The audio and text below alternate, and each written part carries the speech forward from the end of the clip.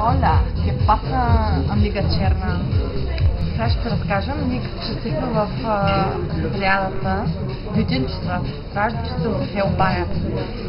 Другите хора чистят банята, като се изкъпва и я изполиват те. Обаче не трябва да чистим плочка по плочка.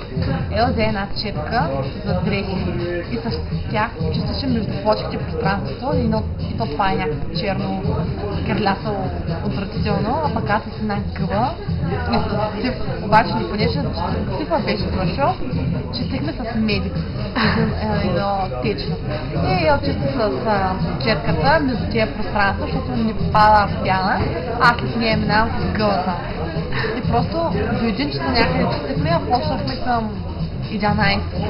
Всяка почка по почка трябва да се забършим, вратата, обидалата, 2 обидала, трябваше и тя да изчистим. Тавана не търкахте ли? Не, тръбите търкахме. Не да кажем тръбите.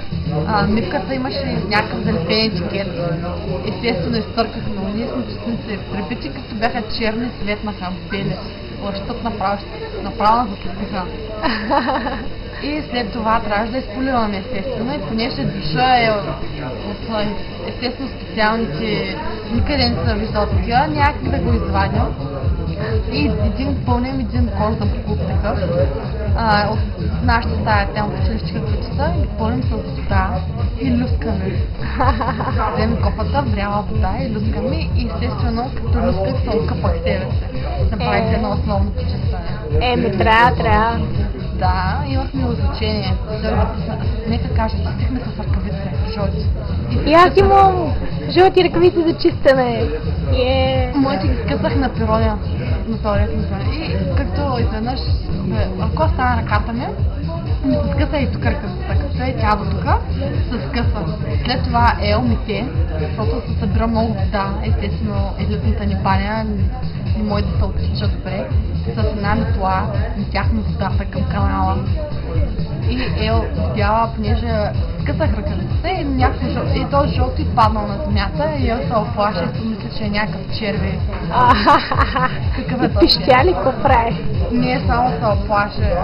След това, след банята, само се на банята, мисълта, обдалата, плочките по 10 пъти с вода гореща, после със студена, окъпах се, понеже моите чеки са домашни и естествено краката ми бяха мокри, косата ми беше мокра, дрехите ми бяха мокри.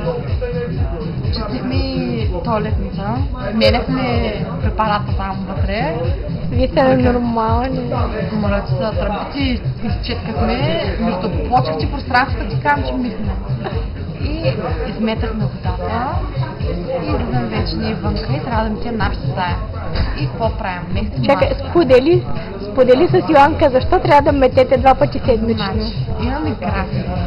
И понеже сме в нашия апартамент кухня и детска, в кухнята е едно момиче, пък не сме 3 момичета в нашия апартамент. И бяха направили график от начало и случи миехме банята, пък тя трябваше да е миете, нали всяка седмица ми някаква банята. Обаче понеже ние сме 3, пък кухнята е една, тя да ми е много било трудно да ми и не било честно, защото ние сме 3, пък тя е една. И се оказа, че всяка една от наша ми банята. Се оказа, че миналата седмица е била на обаче нито е мила банята, нито е чистила стаята, а стаята трябва да я чистим 2 пъти в седмицата, да я мисем и после с препарат да почистваме. Понеже се събирало прахи, понеже сме дълги коси, падат косми, някакви коси, трябва да чистим и това по седмица. И ние какво да правим? Ни беше чистила и кама няма да ставам сама и чистихме вече. След това измихме банята и се прехвърляхме на нашата стая. Дърпахме маси, метеше, пък аз приготвях препарата с мокрия парстал да чистя. И изчисти и ни после аз с този парстал после колата, после излъхме и терасата метахме. Казвам, че толкова не сме чистили у нас, не се чистим толкова често, колкото там ще направя някакъв пълен нужда. Това беше един урок от нас, как и ти трябва да се чистиш, да хващай се. Май много. Парцала, метлата. И да внимаваш картинката, да свети просто, да няма и тъй като направиш, да няма прах. Да внимаваш картинката, ще да проверим Това беше първият епизод на Споделено от Ливен. Край!